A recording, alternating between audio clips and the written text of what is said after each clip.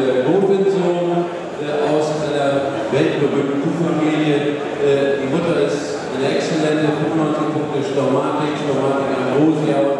Ja, ebenso weltberühmt ihre Großmutter von Graceland, Friday Ashley, die Eckor-Tochter, sicherlich über alle Holstein-Welt, überall bekannt. Ambrosia selbst, die Mutter von Graceland, ist Halbschwester zu unserem Freund Alan, dessen Töchter wir hier ebenfalls schon gezeigt haben.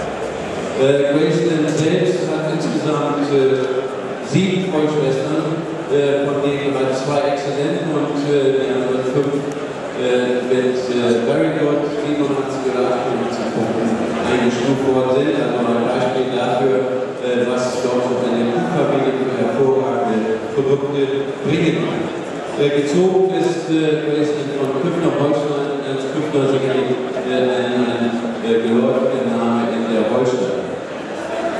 Graceland selbst ist ein mittlerer Mengenvererber, wie wir das bei Goldman-Söhnen öfter haben, und ist aber natürlich einer derjenigen, die die Inhaltsstoffe dann deutlich verbessert. Im Exterieur wird Graceland, wie wir das sehen, großkammige und sehr wegbetonte Töchter uns geben mit sehr offener Rippe und auch guter Körperstärke.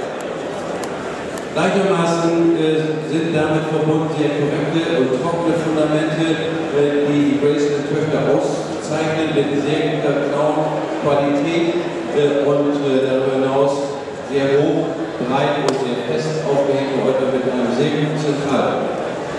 Besonders zu erwähnen ist auch in diesem Zusammenhang noch die außergewöhnlich gute, hohe Fruchtbarkeit, die von den Graceland-Töchtern zu erwarten ist. So sehen die bisherigen Schätzungen aus, und das bedeutet natürlich auch, dass im Endeffekt hier eine sehr lange Nutzungsdauer bei den Graceland-Töchtern zu erwarten ist, die zurzeit sehr hoch eingeschätzt wird mit 125 Punkten. Graceland ist im Einsatz und kann in der Anpaarung zur Verbesserung der Inhaltsstoffe, der Fundamentqualität, der Eulerqualität und natürlich auch der Fruchtbarkeit eingesetzt werden. Ladies and gentlemen, the first daughter group is are the daughters of the Graceland, Goldman son out of excellent 95 points Dometic, out of an excellent 96 points Eckor daughter, a very world famous cow family. His mother, Dometic Ambrosia, well known in the horsing world, as well as his grandmother, Friday Ashley.